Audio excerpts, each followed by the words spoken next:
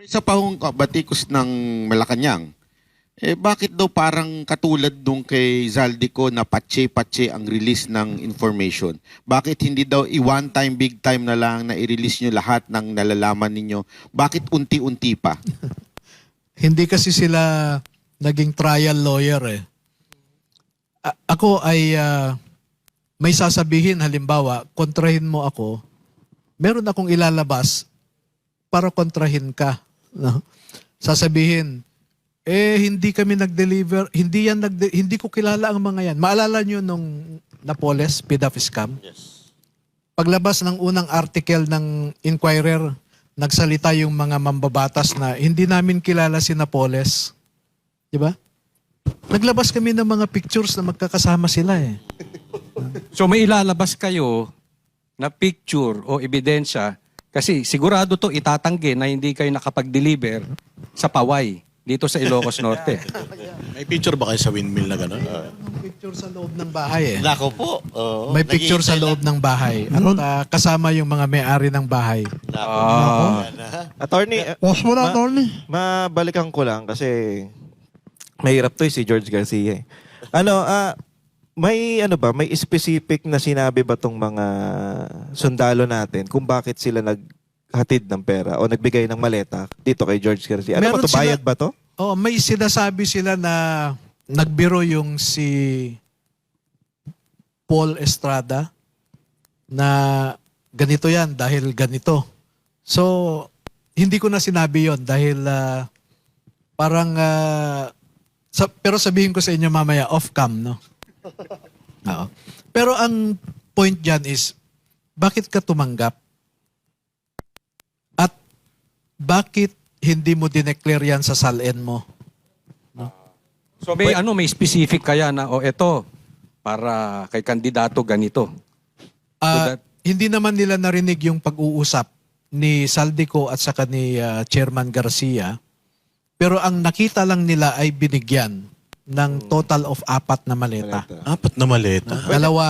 Dalawang beses silang nag-meeting. Ito, malaking maleta, medium o maliit? Medium. Parang medium-sized eh. Suga pa. Magkano kaya ang laman ng isang medium?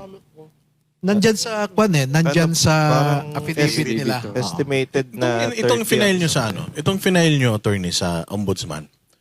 Para ba to sa lahat ng mga pangalan na nandirito o magfa-file kayo separately ng mga cases doon sa mga pangalan nandirito? Kasi katulad yan, si George Garcia, Comelec. So, magfa-file ba kayo ng separate na kaso para kay George Garcia lang? Kasi malapit ng election.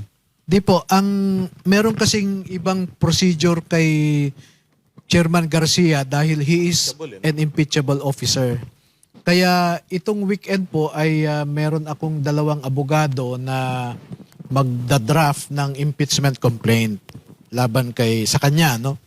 So, pag matapos po namin yan ay siguro in a week or 2, maisampa na namin yung impeachment complaint. May magkano kaya? Meron kayang mag-i-endorso na congressman niya? May nakausap na ba kayo? Wala pa. Tingnan natin, no, kung merong pumirma o mag-endorse doon sa impeachment complaint. Pero palagay ko meron siguro. Actually, alam nyo, kaya naniwala kaagad ako sa sinabi ni attorney. Kasi bago pa po kayo lumabas, may tumawag na sa akin isang congressman na ibalita ako daw na mali-maleta ang dumarating sa Congress. Kaya lang sabi ko, may picture ka o may video ka. Kung wala, hindi ko pwedeng ilabas yan. Wala daw kasi talagang napaka-stricto daw ng doon.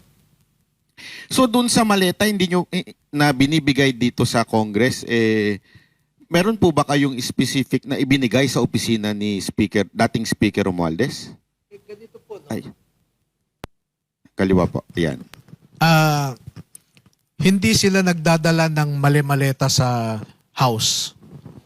Yung expandable envelopes lang. Kaya ano po yung nasa picture?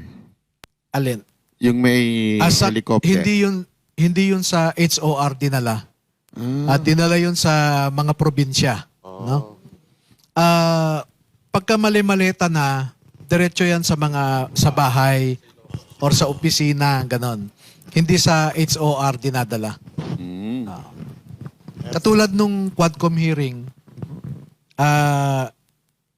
parang 120 na expandable envelopes ang dinala nila doon. 120. Ilan Dinala ang sa laman loob. ng isang envelope? Doon 2 sa million?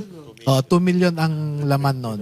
Kasi So, totoo po yung sinasabi nila na bawat Quadcom hearing, 2 million bawat isang congressman? hindi ko alam kung bawat isa, pero halos lahat ng miyembro ay dumadaan doon eh. At kanya-kanyang bit-bit, no? Merong special siguro na 2 hanggang 5 ang bit-bit. Meron ding isang envelope lang. Siguro hindi nagtanong ng matitindi. O hindi ho siguro nakapag-cite in contempt. O isa ka lang. Mas maingay. May bonus yung nagko-contempt. Pwedeng ganun po. Eto, pasensya na po medyo ano lang tayo ng konti. Kung dala-dala yun, paano binitbit yung mga folder na yun na marami? Marami po sila. Yung mga... oo. 100 mahigit sila eh. So, Lalo- lahat sila pumapasok. Oo. Tapos Hindi. dadala-dala sila? Balik-balik yan. Meron kasing malapit na paradahan. doon nakalagay. Oo. So nandun, para malapit lang nilang ilipat ba? Hindi papansin na agad. No? Oo. At doon sila dumadaan sa likod o sa harap mismo? Meron silang dinadaanan na sa gitna, yung may flagpole. Hmm. O, merong hagdanan kasi doon eh. Medyo familiar ako doon dahil nagtrabaho ako sa Congress ng 12 years. Oo. So merong access doon, punta sa second floor na opisina ng APRO, etc. Alam kaya nila, attorney, kung papaano kino-confirm ng bawat congressman na nakuha na nila yung kanila? Meron bang receiving copy? Pinapapirmahan tong mga Well, nagpapareceive ng Ang na-observe envelope? nila, basta may pumupunta na lang doon, and then sina Paul Estrada, Mark Tiksay, sila ang... Oo. Okay. So may instructions.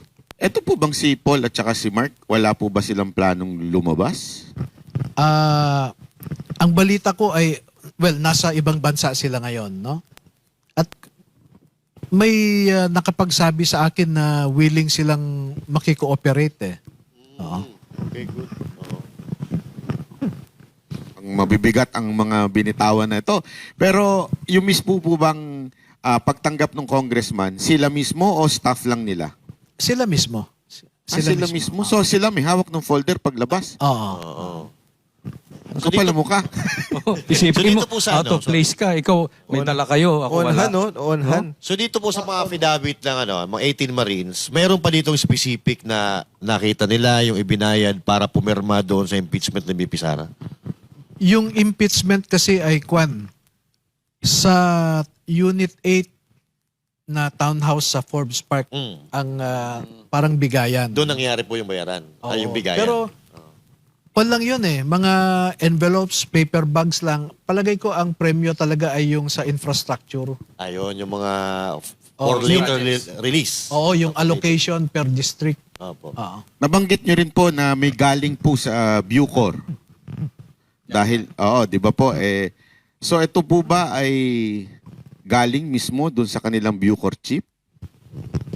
Hindi ko rin alam kung saan nanggaling yung pera. Pero, ang nagdala, ganito yung kwento. Nag-uusap si General Katapang at saka si Saldico. And then, nandun si Mark Tiksay, Paul Estrada. Inutusan sila. O, ilipat nyo yung nandun sa pick-up, etc. At nilipat sa sasakyan nila. So si Katapang ang kausap ni Saldico. Yes, oo. So can we assume na si galing kay Katapang yung pera?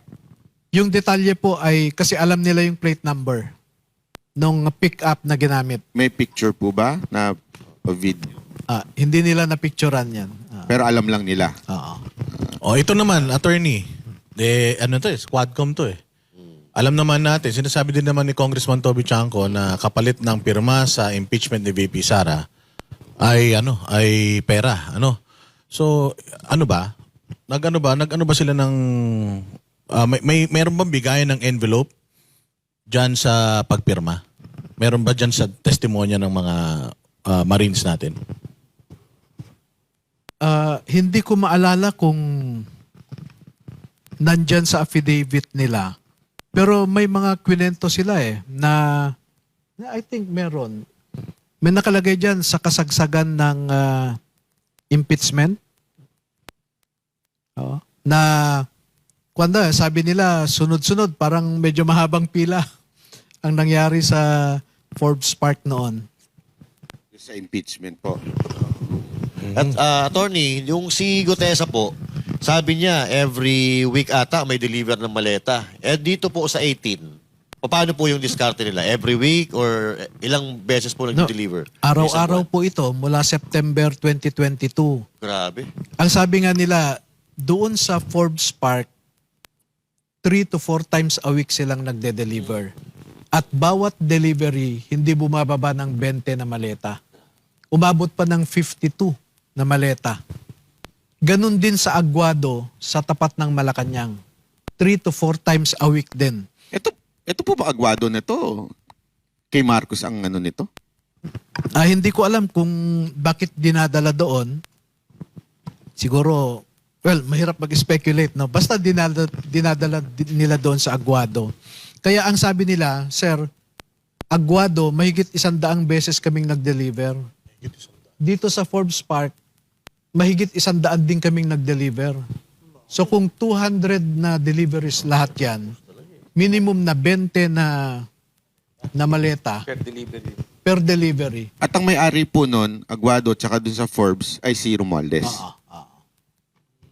Ayun yung alala ko yung kinat ni Lacson, yung nagsasabi na naghahatid si Gutesa, naghahatid daw sila dun sa may Aguado sa malapit sa Malacanang. Tapos biglang kinat ni Lacson yan eh.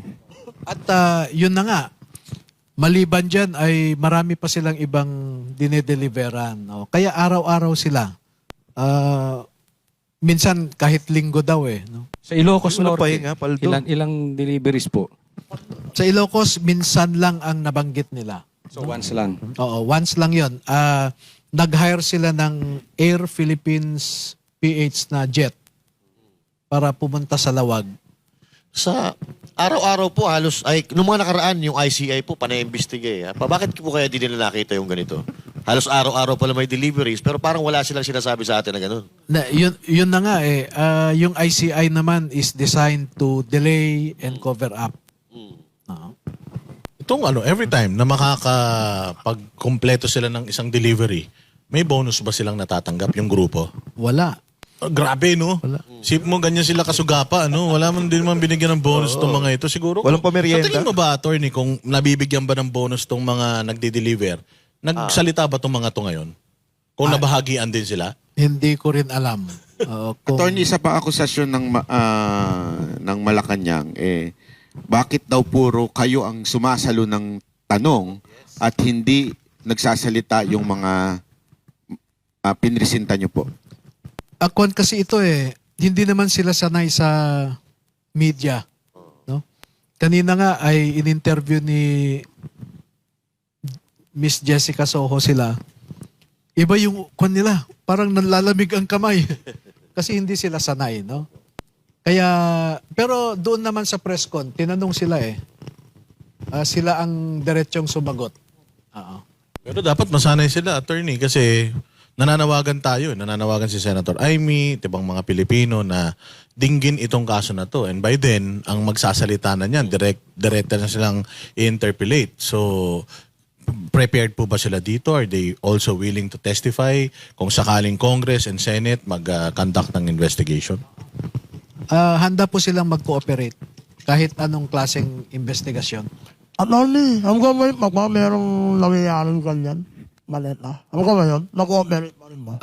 Hindi ko na masabi kasi Iba yung... wala na sila